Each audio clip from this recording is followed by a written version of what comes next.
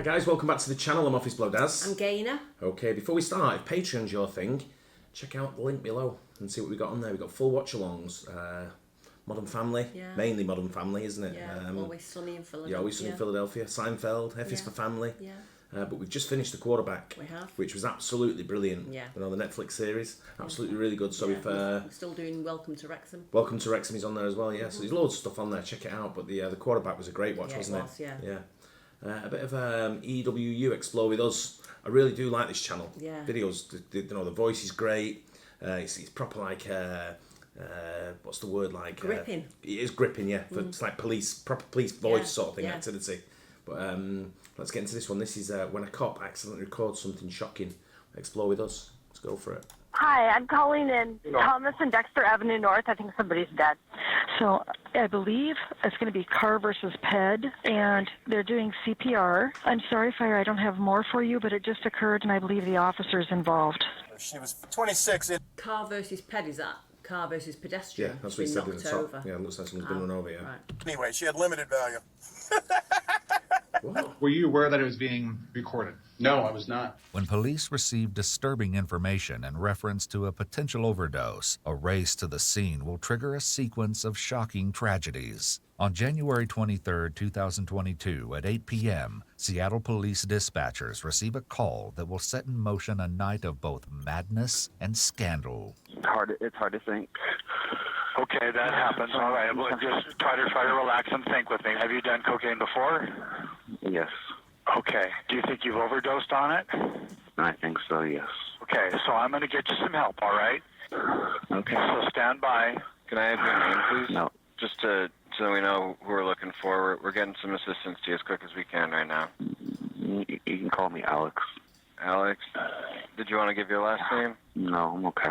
I'm just kind of freaking out right now. First responders and a medic team are quickly dispatched to Alex's location, 6th Street North, downtown. First en route is Officer Kevin Dave, who speeds into action in his single-officer cruiser. A fire and medical team prepare to meet him on 6th Street. Officer Dave swerves his police SUV through downtown traffic, flashing his lights and blasting his siren to warn oncoming traffic and pedestrians. In overdose cases, every moment counts. He's approaching the intersection of Dexter Street and Thomas Street, a two-lane road with a bike lane and a construction site obscuring a portion of the sidewalk from view.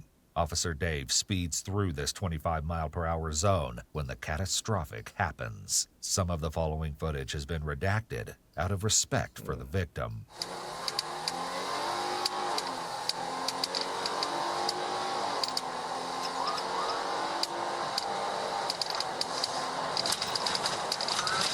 Oh, shit.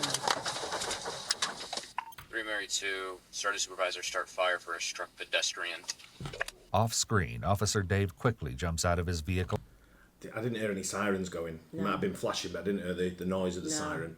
But the when you're going through these two pedestrian crossings I pass through at night, and when it's dark, and I'm so careful that anyone could be walking out. It's quite dark, and that looked pretty dark there. But if he's going at high speed, you've still got to drop going through a pedestrian crossing, surely. Yeah. You know, even if you're in emergencies, you still got to slow down. Intersections like at the top of the road here, they slow right down. You still got to slow down just to make sure. But he's gunning it there, and that pedestrian's already committed, sort of thing, and then rushes to get out of the way. Yeah. And dashes out into Dexter Street. Moments later, we hear the unmistakable sounds of emergency CPR. Tragically, a pedestrian had been struck. 3, 4, 5, 6, 7, 8, 9. Despite Dave's persistent CPR, the pedestrian remains unresponsive. At 30, pause. 4, 25, 26, 27, 28, 29, 30. Up. 1, 2, 3, 4, 5, 6, 7, 8. You all right? No, I'm not all right. Dave soon notifies dispatch, and a squadron of police cruisers and ambulances descend on the scene to assist. So someone's doing CPR, Dexter North and Thomas. I'm sorry, Fire, I don't have more for you, but it just occurred, and I believe the officer's involved. So the officer may be involved. The officer's not hurt, though. By now, Alex has been given proper medical assistance, and all attention has shifted to the tragedy unfolding in downtown Seattle. Dispatchers are now receiving calls from eyewitnesses who will prove a crucial role in the investigation that will come later. Was it like a vehicle hit a pedestrian? What happened? Correct. They're doing CPR right now. The person was crossing the road, and I think police were going fast, so they hit them. Hold on. I'm not sure if there's anything I need to do. There's 2 police officers here, and I think there's another one coming right now. Officer Dave's colleagues comfort him as he describes what went down. I was on the crosswalk. She saw me. She started running through the crosswalk. Slammed on my brakes. Instead of staying back where she should before crossing.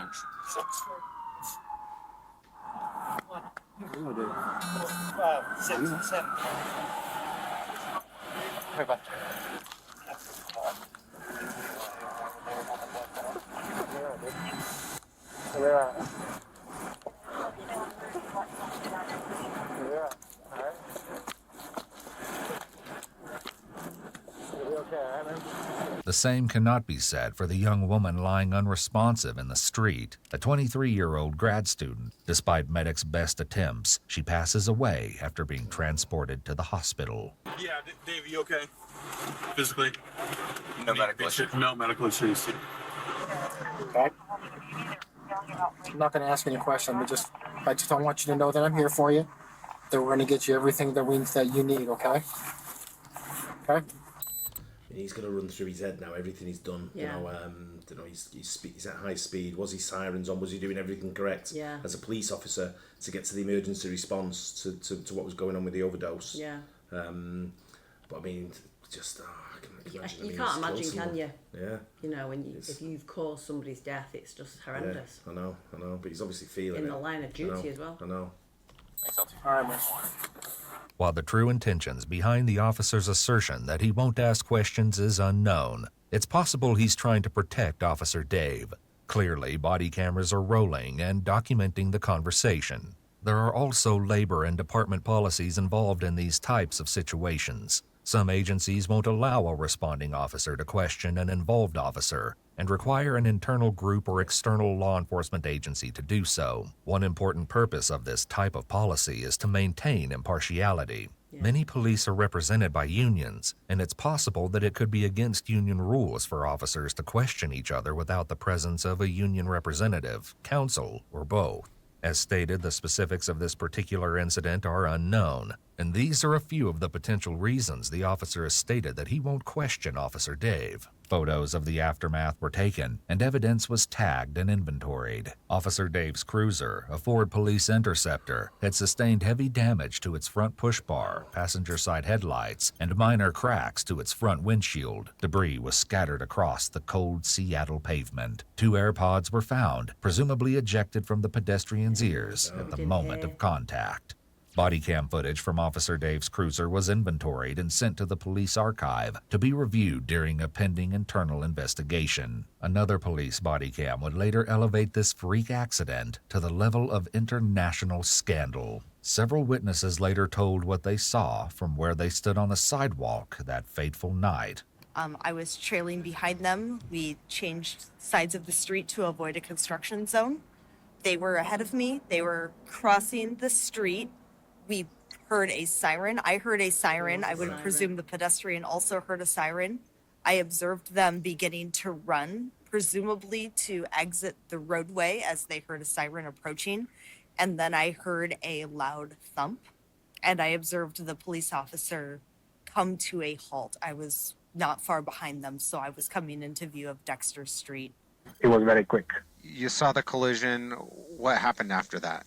So that person kind of got kicked by the car into the air, and they flew in the air about 10 meters in the northbound direction.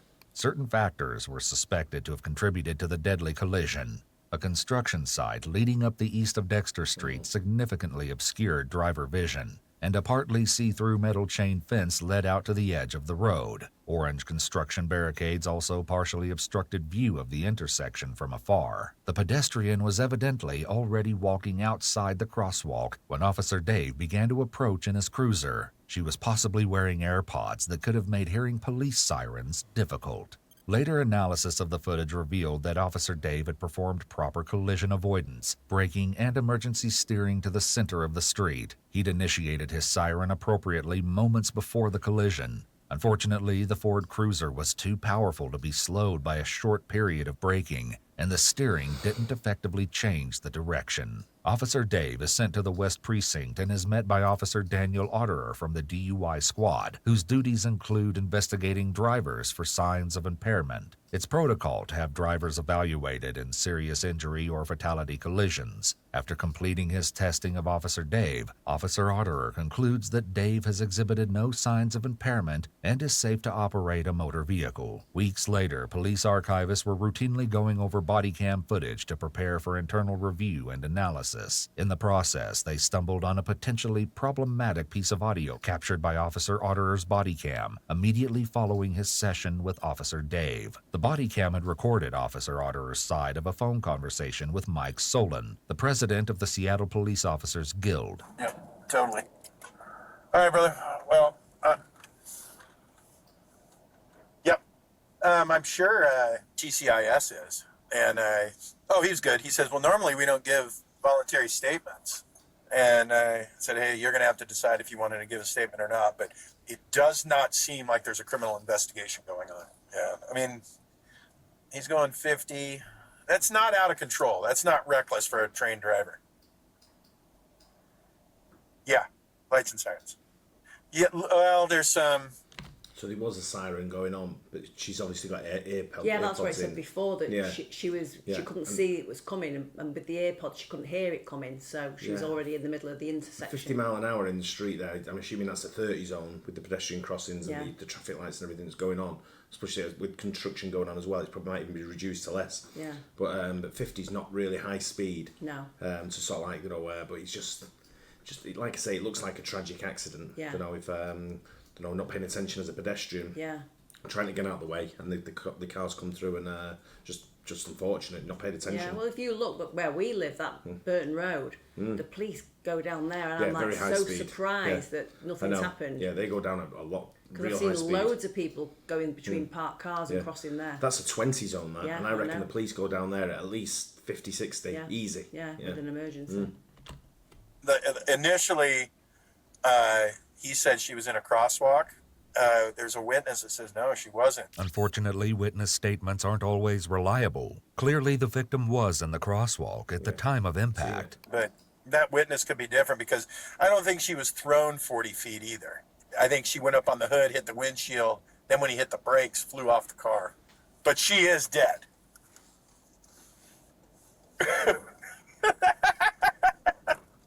Wow. No, it's a regular person. Yeah.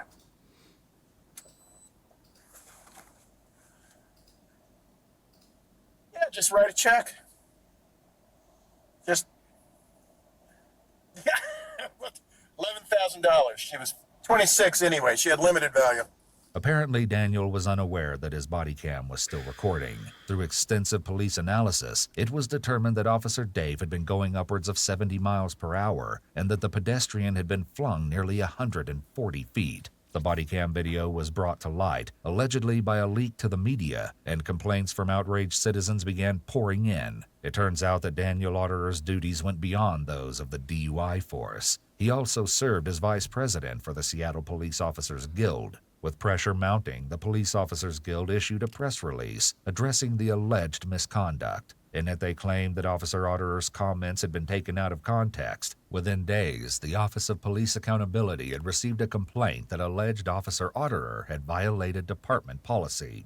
Officer Otterer initially requested a rapid adjudication, a mechanism of the police bureaucracy that would waive a full investigation in exchange for minor discipline. But his request was denied. Officer Otterer and Union President Solon were both promptly brought in to give official statements. They were interviewed by Sergeant Corey George of Seattle's Office of Police Accountability, a police task force that works to ensure professionalism and safeguard against unethical or inappropriate police behavior. Your body-worn video captured a conversation between yourself and Officer Solon. Can you explain the content and context of the phone call? I was finished and I was heading home. And we were talking about, because I had very limited information on scene, so I was telling what I kind of knew at the time, and those details always change during the course of an investigation. Officer Solon was talking about what could anybody do? What can anybody say about this? And that was kind of the context of the conversation. I remember earlier in the conversation where we spoke about